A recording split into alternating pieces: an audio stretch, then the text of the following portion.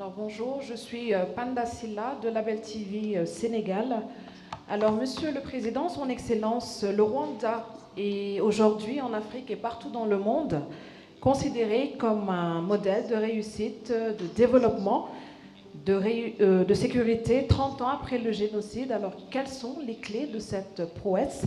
Et ma deuxième question, la constitution du Rwanda de 2015 vous autorise à rester au pouvoir jusqu'en 2034. Comptez-vous rester au pouvoir jusqu'à cette date d'échéance? Je vous remercie.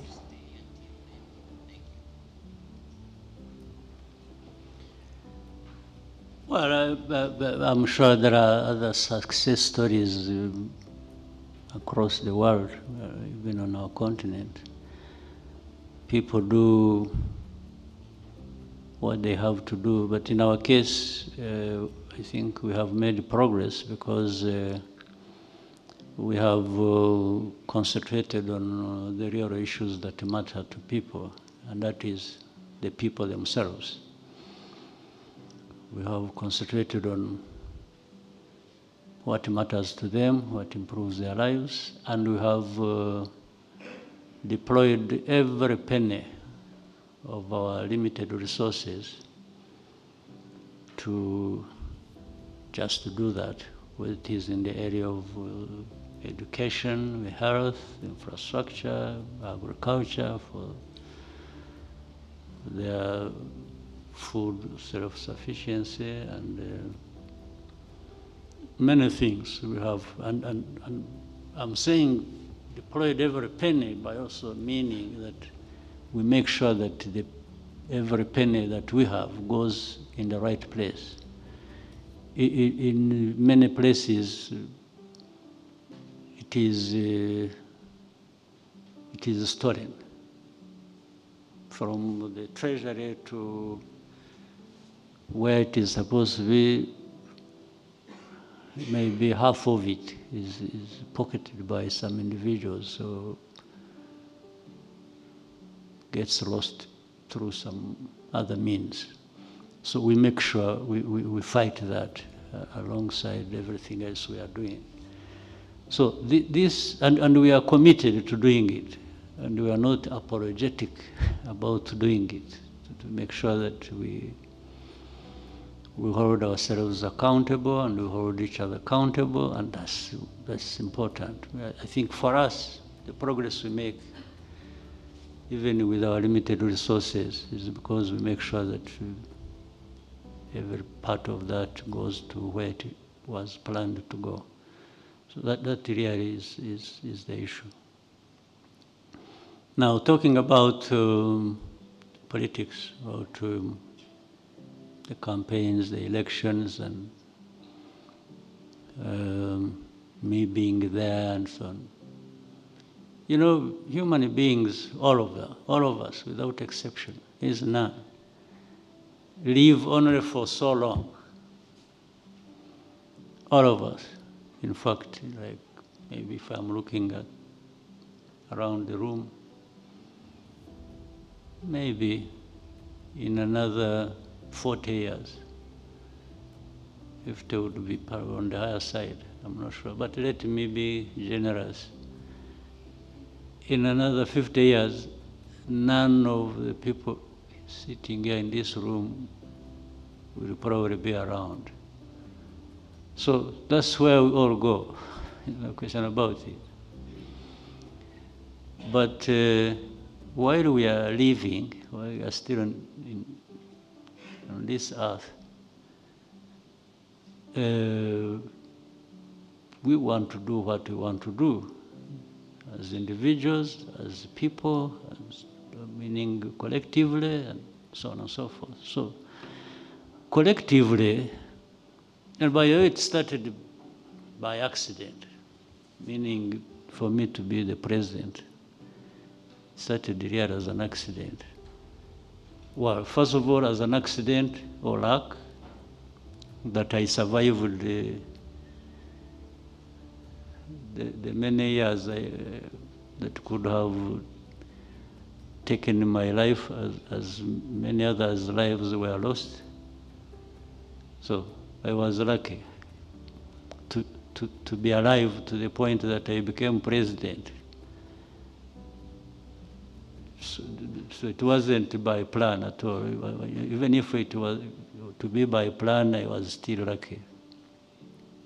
The second is that even as I was still alive at the beginning of this whole process, of 30 years we've been here, some other people were chosen to be president. I wasn't. I was suggested in '94, I refused. I just felt I wasn't in a position to be president. So I worked with others to put another president there, who later on, whatever happened, was removed by parliament. And it's like those who wanted me to be president at the beginning came back to me and said, you see, we told you that allowing another person like this to be president. I said, I didn't know. Maybe you didn't know also, you're just blaming me for. So they said, now you should be president. Okay. Then I had been here 6 years, I think, doing other things for my country. I accepted to be president. Now, from that time, it's like I committed an offense, accepting to be president. Every day I'm being asked, when are you leaving? When are you going? So, these people who made me president are telling me they still want me to be president. Somebody else somewhere says, no, you are here too long. But these guys who even ask these questions or who tell me that, even if they wanted, they cannot be the president of Rwanda because they don't belong here. So now I really get confused, and I think this is not fair. Because when are you leaving? Now, as I have said, there was a time I wasn't president.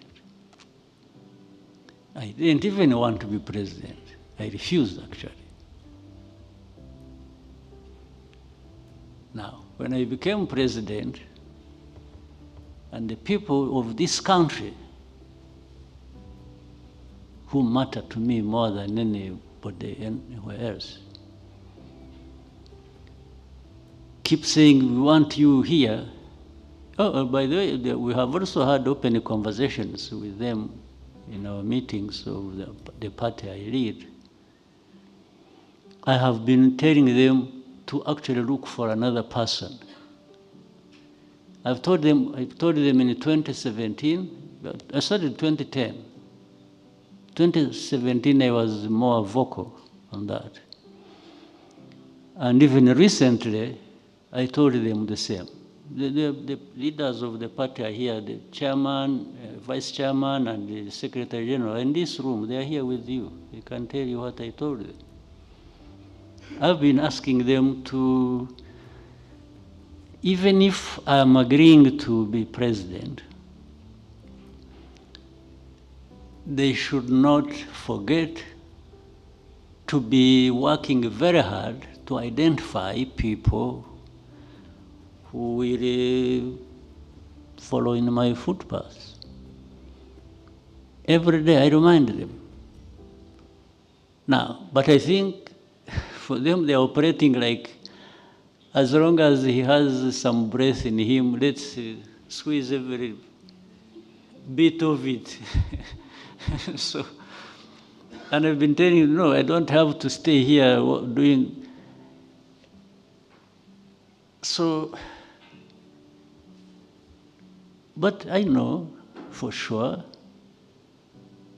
somebody will be found sooner than later, if we don't count the many years I've been around, going forward. Because that is a necessity. So, but the other necessity that conflicts with that is for the people, my party and the people of this country. It goes beyond the party of RPF. It actually goes to the whole country. When so there is a conflict between the necessity for me to do other things and somebody else leads the country or even the party. But there is also the reality that those people who make that decision are also still demanding that I stay there. So my question is to them as it is to me, so you want me to stay here until when? Because I know there will be a time when I shouldn't be here, or I want to be here. So, but if you could only bear with us and it becomes our problem, internal problem, which we have to resolve, maybe we shall find a solution sooner than later. But when from outside, where you have your own problems to deal with, of your own, in your own countries, I guess there is nobody who doesn't have a country here. So better tend to those problems of your country, or your countries, and leave this problem of ours to us. We shall resolve it, one way or the other. And whatever happens, whether there will be better people than me, even or those who will come and try to run down what we have been building over the years, there is nothing we can do about it. Especially there is nothing you from outside can do about it. Thank you, sir. BBC.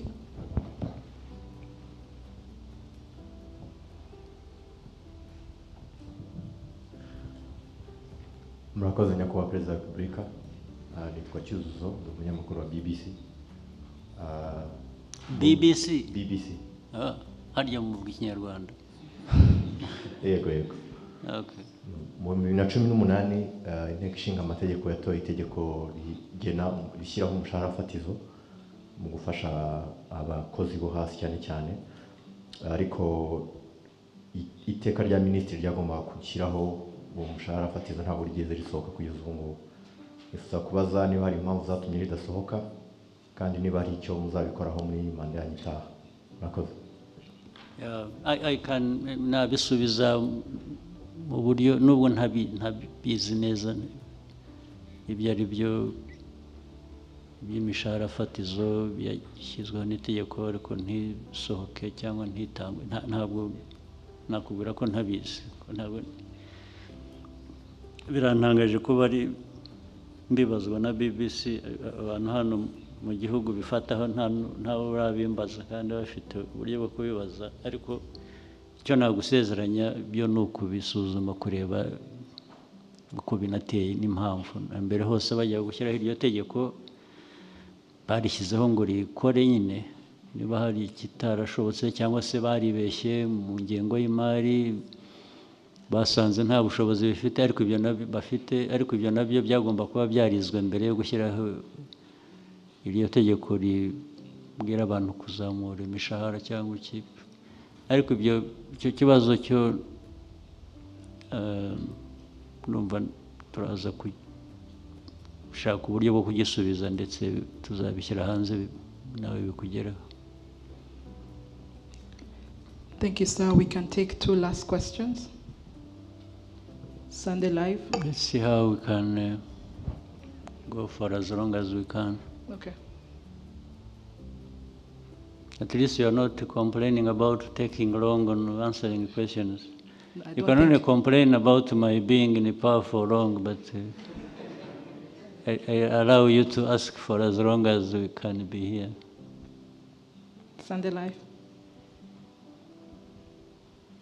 My name is Mahlangu Isaac from Sunday Times in South Africa. Now that you seek a second mandate, what do you think are the aspirations of the Rwandan people as you want them to grant you another mandate on Monday? What do they want to see in the next 5 years? I hope I will not be misunderstood. I actually haven't been seeking any mandate. The RPF and these Rwandans have been asking me to stand for another mandate. At a personal level, I would comfortably go home and rest. It really takes a toll on me to handle these Rwandan problems. But while I have been there, and I am there now, and I may be there for a few more years, I think even the demands have been made clear by these Rwandans. I'm sure if you have followed these campaigns, the rallies, you have heard them. They want more development, want more roads, more hospitals, more schools, and quality increased for all of that. And that's what I'm thinking of providing. They need more investments in infrastructure, in technology, in being able to feed themselves, and feed the markets, thereby earn money from that. So it's all what we have to do, that we have been doing, but if we can move faster, if we can do better delivery of services in different sectors, I think that's what the Rwandans want. So that's what preoccupies me, that's what I have in mind, that we should be working together with the Rwandans to deliver that to them. Thank you, sir. Goloba, welcome. Thank you very much, Your Excellency. My name is Frederick Goloba Mtevi. I'm an independent researcher and analyst. Your Excellency, I've had the good fortune to follow you around throughout this campaign. And there are two issues that have come to my mind that I thought I should ask you about. One of them is almost at every rally, you've been giving this message to young people to step up and take responsibility for the gains Rwanda has made in the last 30 years. You keep going back to it at every rally. And I've been wondering, is there a deeper message in this, or is this just what we see? Are you saying something deeper than what seems apparent? The second question, Your Excellency, is watching all your rallies, it strikes me that the RPF is a formidable political machine. Clearly, anyone who looks at it can see it. I'm wondering what it is that you and others in the RPF are doing to ensure that when you're gone, this thing we see going up doesn't go down. Yeah. Well, really the message, whether deeper or what it has been all along, is the young people understanding and feeling that they are the ones who hold responsibility for their lives, the lives of everybody in the country, and especially in the near future, they are the leaders. It's what I'm raising and alerting them about. It's not tomorrow that I'll tell them that. It should be yesterday that they became aware of that. So that is the only essence, the real essence of repeating that message. And the progress that has been made that people refer to under the RPF and so on and so forth. Yes, in fact, happened. Even the liberation itself happened with the young people taking responsibility for all that. Even when I became president, I think I was still in my 30s. And the others who are everywhere doing different important things are much younger than me. So I'm only telling them that it is now that you young people should be thinking about this responsibility you have to yourselves and to the country. So that is, and again, it actually links with the second question you've asked. Once people grow up understanding their responsibilities and that things that don't happen or that you don't wait until somebody else comes to your rescue and helps you out on different things. It is that group of people that from whom there will emerge leaders who step forward and even be leaders of this country in one way or another. And with the sense of responsibility comes the understanding of the story, where you have come from and where you are and where you want to be. So if there has been some level of success with my leadership, it can't be me alone, but also it doesn't mean that it is only me alone that can succeed as we lead this country. So it just comes from that conversation, it comes from the experience and what you see, the results. And you know, the moment you go through a number of years following the story and associating the message with the results, I think many people are formed by that and are helped by that to go beyond just the ordinary and thinking they are there just to be led, but also can aspire to lead.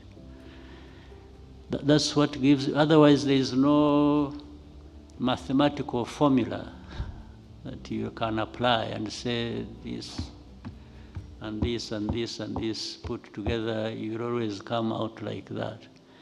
So this is why I'm saying I cannot tell what is going to happen when the current crop of leaders, whether it is the RPF or government, that what will follow will either be a disaster or will be better, or I have no formula to, and I think nobody has that formula anywhere, whether here or anywhere else. But you keep investing the right way. You invest in people, like through education, for people to have good health and to have, but also to have clarity of mind as to what countries, people, societies are, and what these real aspirations are. And that they are the only ones, they are mainly the ones who can make things happen. So I have no other way of telling, of foretelling what But I try to do what I think matters in preparation for the future by the people that are around, especially the young people who. And what I see encourages me now when throughout the campaigns and campaign rallies, I think you can see people and feel assured that they are there for a purpose, they know what they are doing, maybe, and they will do it when that time comes. VOA.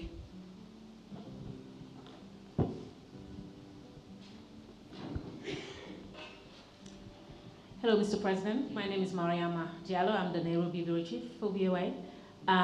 So a lot of my questions have been asked, but I do want to follow up on that, the post-Kagame era. You just talked about leaders come and go, but good leaders also plan. So you talk about your party haven't been able to find somebody, but my question to you is, would you be participating in grooming that next person who's going to be here to continue the work that you've done? My second question has to do with what just happened in Kenya with President Ruto. You were just there recently participating in the African Development Bank meeting. So I'm just curious to know, have you spoken to President Ruto about the recent event that has happened in his country? Given that the issue that he's dealing with has to do with Gen Zs, the youth, and their preoccupation. And I think that's not an issue just to Kenya. It's, are you worried about something like that could have repercussions in the region? I just covered elections in Senegal, and those young people had the same issues that the Kenyan youth has, which is the high cost of living, basically jobs. So just wondering for you what you think about the events that have happened in Kenya, and are you worried that it could spread in the region? Thank you.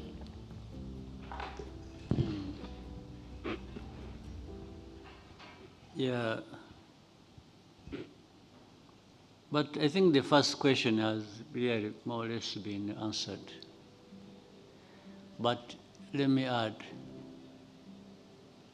I don't like this whole idea of grooming. Grooming focuses on one person or another. I prefer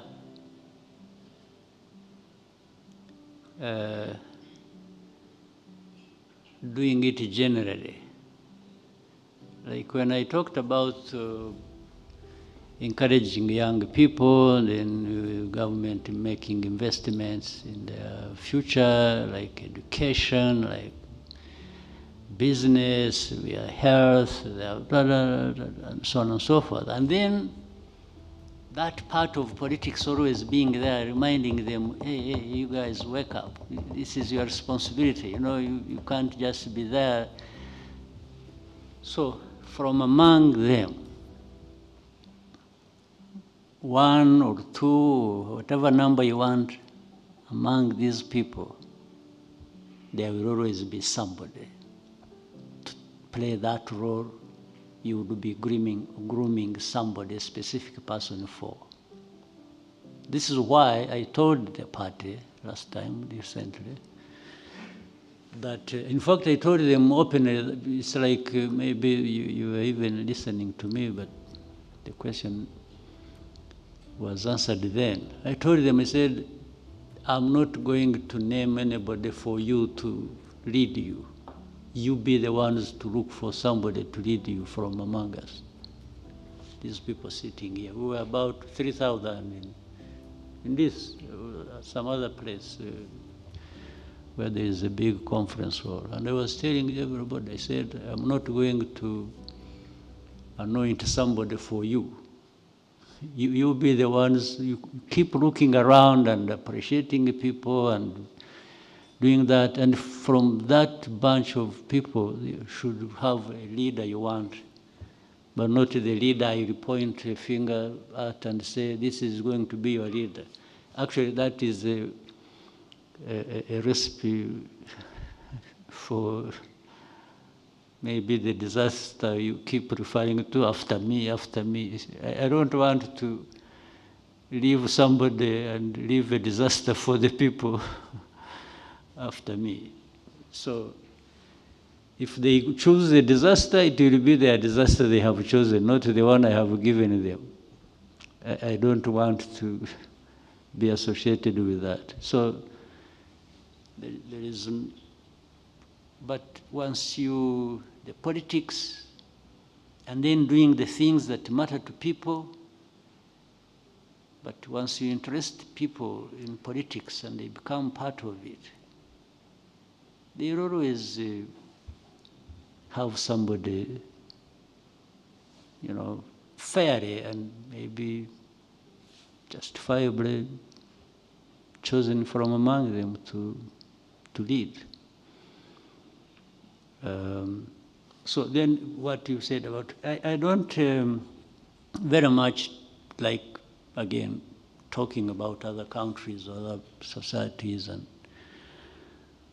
what they have, whether it is progress or it is problems or whatever.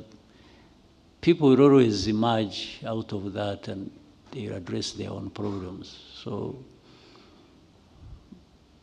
that Gen Z you're talking about should not always be associated with being part of the problem, you know, where things explode and no, actually they should be part of preventing that by, but of course I fully understand what that means. It all comes down to politics.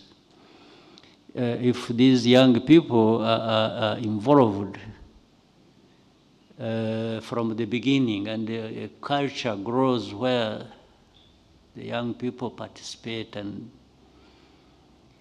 in the good politics of any country, then they don't end up just being, I mean, people demonstrating on the streets, destroying this or that. No, they actually end up being part of a situation or creating it that prevents that from happening.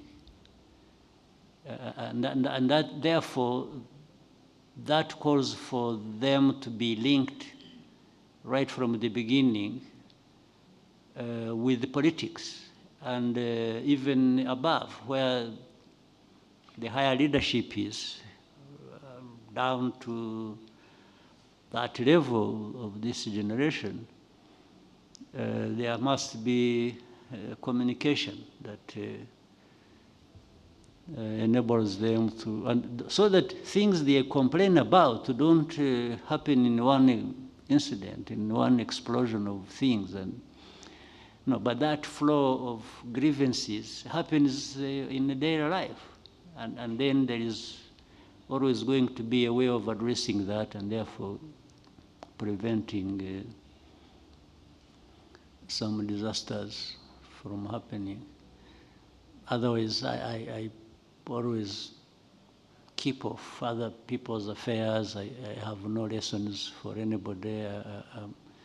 I'm stuck with my own problems, trying to deal with them on a daily basis. So I can't add on that burden of even assuming too much that I have an answer for other people's problems. So but every situation has problems, but there's also a way to address those problems. But it is the people of any country that we have to deal with that. Thank you, sir. We can take two last questions. But there are some people on your left who are up there asking. We are balancing both sides so that everyone does not feel left out. We could go to Genoa. Good afternoon, Your Excellency. I'm Ji Li from Xinhua News Agency, the China state media. So my question related with China. Since Rwanda and China established diplomatic relations, the bilateral relationship has been remarkable development, with cooperation deepening in various fields. So how do you evaluate the achievements of the bilateral relationship over the past 50 years? And in which areas do you expect further cooperation between the two countries in the future? Thank you. We have had a good relationship with China, and we want to keep it so. We have not had actually problems with China at all. That doesn't mean we agree on everything. Sometimes we disagree or we agree, but when you disagree and there is a channel of communication to each side, it's understanding or grievances, if it amounts to that, it always is a good relationship. And we have a good relationship with many other countries, whether in Asia or the West. And it is a principled relationship we always insist on. We have had, of course, relationships where some people want to be overbearing and they're telling you, you must do this, you have to do this, you shouldn't do this. And we have been in a very good position and have learned through experience. We politely but firmly tell people that we also have ideas about what we want and how we want the relationship to be and what we want in that relationship. And some we have agreed and it has caused problems, others it doesn't cause problems. Even with those who don't understand and it causes problems, we are happy to go along and even do the same next time. On this one, so far, we are firm about what our country wants, what we are doing, and we happily tell anybody who thinks they can come riding over us to tell them that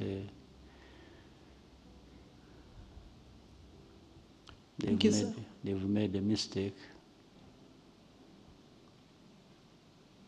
Al Jazeera.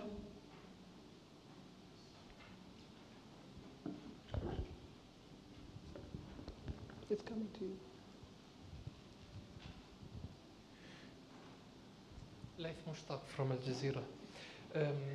Back to the same report you mentioned before, Your Excellency, about issued by United Nations